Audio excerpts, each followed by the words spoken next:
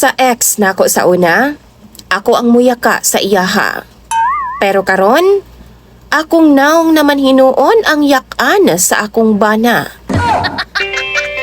Maayong adlaw kanimo DJ Sam, ingon man sa imuhang milyon ka mga followers.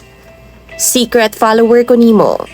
Unta, mapansin pud nimo ang akong mensahe. Itago na lang dai ko sa pangalang Celine. Palihog lang, ayaw in town i-reveal ang akong identidad kay daghan kog kaila nga followers pud nimo. 32 anyos ko DJ Sam ug minyo na.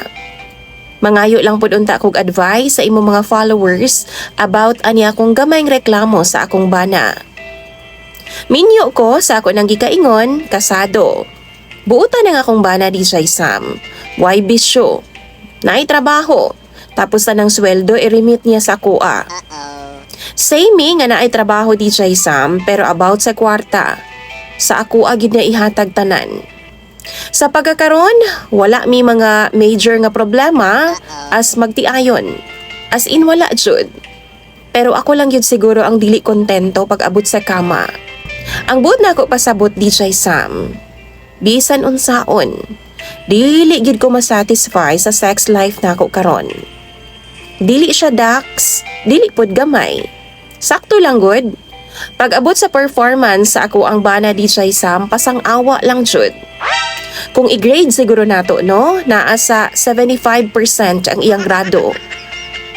Siguro, nakaingon ko nga, murag di gid ko satisfied karon.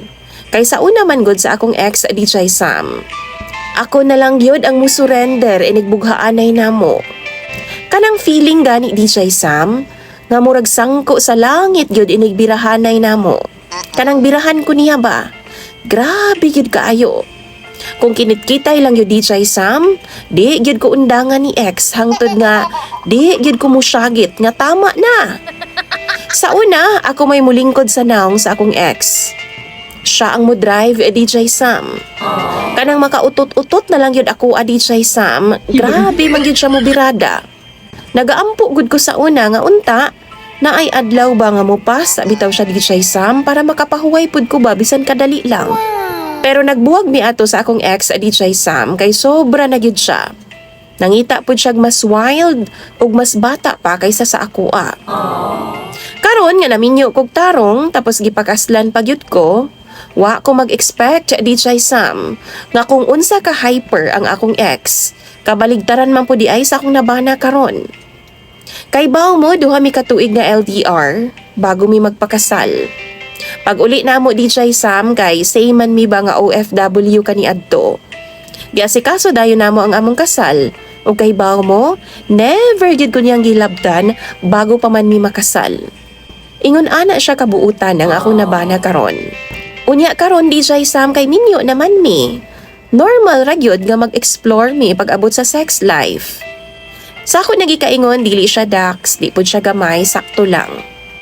Pero ang trip niya DJ Sam, mas ganahan siya nga ako ang driver. Wa man unta ko'y lisensya DJ Sam. Pero kada biyahing langit namong duha, kada trip namo, ako gyud na ang nasa ibabaw aron mag-drive. Naunsa naman hinuon ni makaingon gyud ko wa naman ni na mao. Tapos sa una, akong yakan ang naong sa akong ex. Karon, trip po niya DJ Sam nga muyaka sa akong naong ug ibag-id og taman sa akong dagway ang iyang kargada. Naunsa naman gyud ni DJ Sam? Muraga wa gyud ko mag-expect ba nga na ay lalaki nga ingon ani ang trip. Mukit-kit man pud noon siya DJ Sam. Matagbaw man pud ko. Pero dapat todo pud kog kit-kit sa iyaha hangtod manakit na ang akong panga DJ Sam. How'd good siya DJ Sam mag-foreplay? Makatagbaw pud siya. Pero kadtong climax na DJ Sam, Ginoo ko, taas ray 1 minute, mahuman na siya. Napay usahay no kanang excited kay siya DJ Sam kanang bag-o bitaw kong ligo. Na, wa pagani kasud sa ganghaan, nahuman na siya. Nagawsan na siya. Musidlit na DJ Sam. Dito na lang nasa ako ang tiyan kay di naman kaabot tungod sa iyang ka-excited. Di mo mutuo ha, pero naalang yun sa katulo or kaupat kasakyod, human na siya. Unya ka mo, makontento mo ana. Pero hinuon, usahay bawion man niya sa kinamot. Di manggod ako ang akong problema, DJ Sam. Sayod ko ana. Pero mangutahan na lang ko ba? Unsaon ka na ako pag-ingon sa iyaha? Nga gusto pod na ako nga masulayan sa iyaha, kanang binughaanay gyud bitaw DJ Sam nga gamit iyang bunal nga di siya ma-offend. Tapos DJ Sam mangutana pod ko, unsa kay dapat niyang buhaton no or di ba ka imnon para magdugay pod in taon siyag sinakyod, kanang dili katulo or kaupat lang ba mahuman na siya. Unta no na ay makatubag ani sa comment section.